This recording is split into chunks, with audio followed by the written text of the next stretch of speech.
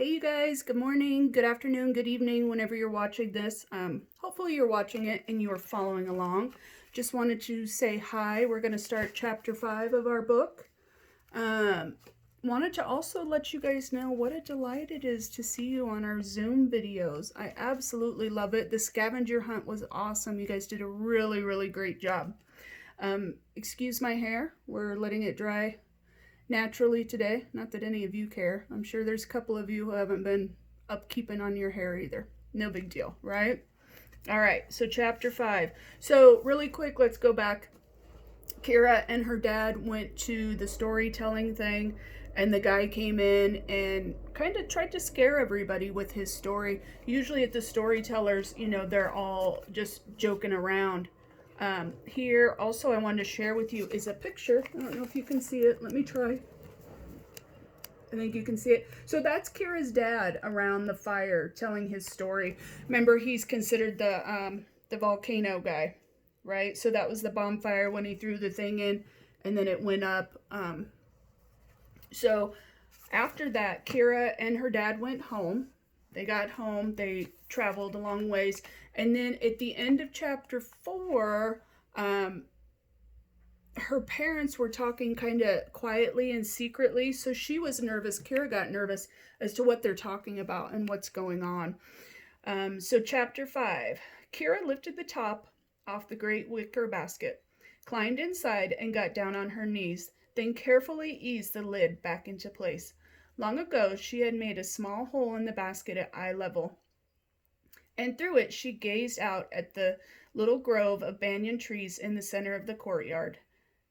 And she waited. She felt a twinge of guilt about eavesdropping, but it quickly passed. After all, if her parents didn't want her to listen in on their private conversations, then they shouldn't have them in the same place every time.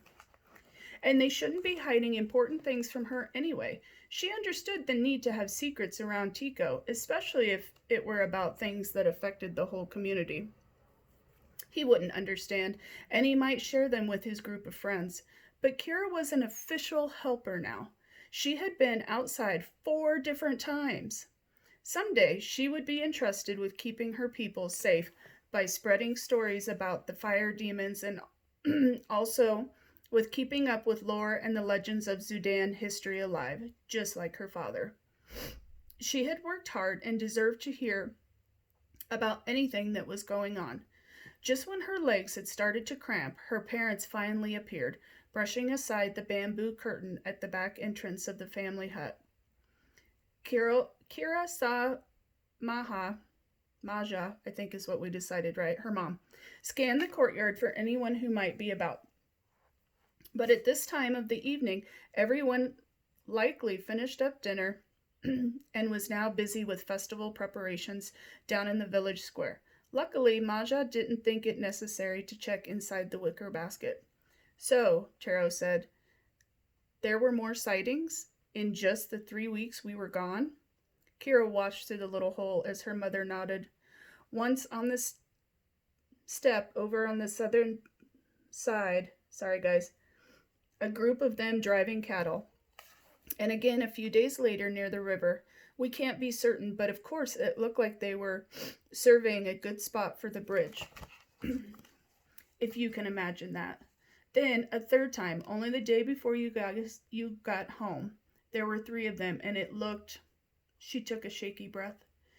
It looked like a scouting party of some sort, poking around, spying, writing on large parchment, like they were making a map. So parchment, you guys, if you've ever used parchment paper, parchment is it's like a big piece of paper that they would use, okay? Dihana brushed away a tear with the sleeve of her robe. Paja held her close. Then she started again in a stronger voice. Taro, that last one was the worst. I was expecting your return at any moment, and they were so near the trail you always take. When I got the report, I was certain you and Kira were going to run right into them. I'm sorry you were worried, my love. Does anyone else know about the sightings? Dahana shook her head. The watchers report directly to Elder Council. They were sworn to secrecy. Kira wondered what she could be talking about. Maja was a helper for the council, and so most of the secrets of the tribe were shared with her. In just a few years, Dahana would be eligible to be elected to an official position on the council itself, and then she would know everything there was to know about Zidu. It wasn't usually big news when people were spotted in the vicinity. Sometimes outsiders wandered by the volcano as a matter of course. It was to be expected. And that was the job of the watchers, to track their movements and to let the council know that they had safely passed. So why were her parents so worried now that, and the watchers were sure it was them? Dahana scoffed. With the way they look, could they be mistaken for anything else? Plus, they were so big and clumsy and loud. Trust me, the watchers are certain. Taro shook his head slowly. Worry lines creased his face. In the last village we were in, Lukwi, a man was spreading terrible stories about them. They fight with what we've been hearing for months now. He called them the Takers. Kira put a hand over her mouth to smother a gasp. The Takers were real? Why hadn't Paja told her when she'd asked about them? Dahana harfed. I don't know that word, sorry. Takers, a perfect name for them. So probably like sighed or whatever, okay? And there's more. This man said that, Taro took a deep breath. He said that they had been spotted in Nafulu. Dahana's eyes went wide and her hand covered her heart. So close? Taro nodded. What are we going to do? We are Zidu. We continue. We always have. I spread the stories of our people stay safe, and our people stay safely out of sight. But Taro, how long can that last? How long until we realize we may have to defend ourselves, just like everyone else on Maja Earth, who has something worth fighting for? Kira had to stifle another gasp. Fighting? It was like hearing Maja use a profanity. Her father looked at us as surprised as Kira felt. Surely there's not talk of that on the Council of War. Of course there is, Dahana whispered fiercely. Even though no one else was in the courtyard, she pulled out of her husband's embrace. What we have here is special, Taro. You have traveled, so you know better than anyone. But fighting goes against everything our people believe in. He threw his hands in the air. If we fight, we'll no longer have what we've built here. All would be lost if we won. Even if we won. Kira was chewing on her lips so hard she could taste blood. She wasn't sure what was more unsettling, this talk of fighting and the Takers, or seeing her parents disagree so strongly. Have you ever considered, Taro, that there will come a time when we don't have a choice in the matter? Of course I have, but that doesn't mean... How many generations do you imagine will live here in peace, undiscovered? Nothing lasts forever. Zidu must adapt in order to survive. Taro's shoulders slumped, but at what cost? Dahana turned and strode to the porch, then looked back at her husband. I don't want our homes, our children, to be taken. And if I have any voice on the council, I will not allow it. She stormed into the hut. The bamboo curtains clacked in her wake. Kira had never seen Taro so sad. She hadn't given much thought to her feelings before, to be honest, but at that moment she saw him as a whole person, not just her father. And he had a look of such utter defeat on his face, it broke her heart. Taro walked slowly into the hut, and that's when Kira heard Maja calling her name. Not good. She had to get inside without being discovered back here. Kira stood too quickly, and the flare of pain shot through her cramped legs in protest. The wicker basket fell over, and Kira rolled out into the dust. She staggered up, set the basket right, and ran around the hut to the front porch. Kira! I'm right here, Maja. Dahana pulled her hair back and quickly tied it in place, then straightened her robes, all business. I have a council meeting to attend. Your father is going to see if he can assist with any festival preparations, and I will need you to join him when I'm free. You will have to watch Tico until we get back. Yes, Maja. She didn't dare argue with Dahana, not after she'd seen the fire in her eyes just moments ago. Half an hour later, both of her parents were gone, and Tico was playing ball with his friends in the courtyard as Kira watched from the hammock on the back porch.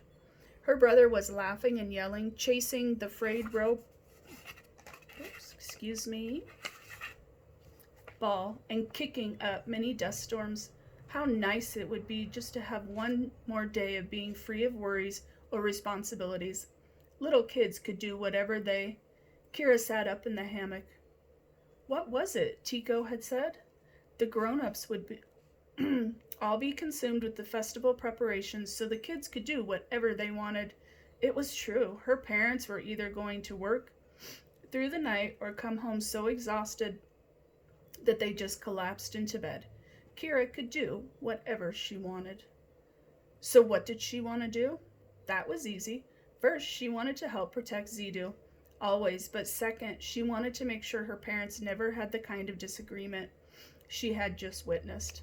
Watching her mother and father talk like that to each other had disturbed her in a way she was not willing to examine. It was too scary. The only way to do those two things was to learn the truth about the Takers. She would have to go to Nafulu and see for herself. If they truly posed a threat, she could convince Paja to take action. She wouldn't be able to tell him she had been there, of course, but she would think of something. And if the stories about the Takers were just rumors, as she more than half expected, then she wouldn't have to do anything. All this talk and worry would just blow right through like a warm summer breeze on the steppe. And her parents never had to fight about fighting again. She needed to start building a story of her own, a story that would prove she could be a real storyteller. To do that, she would need to leave the cozy confines of Zedu, alone, and observe the Takers. Her pulse raced at the thought, but in a good way. Her father had often told her, "You'll know your first story idea when it comes to you. You'll feel it." She was definitely feeling this. The waterfall near the village of Nafulu was only an hour's walk from the secret exit tunnel to the east side of the crater. She could leave after everyone had fallen asleep, race over there, see what she needed to see, and be back in plenty of time to remain undiscovered. And she could finally be of real service to Zedu. After all, a good storyteller didn't just know how to weave tales, she also knew where to find them. Kira's mind was made up. She would leave tonight. All right, you guys.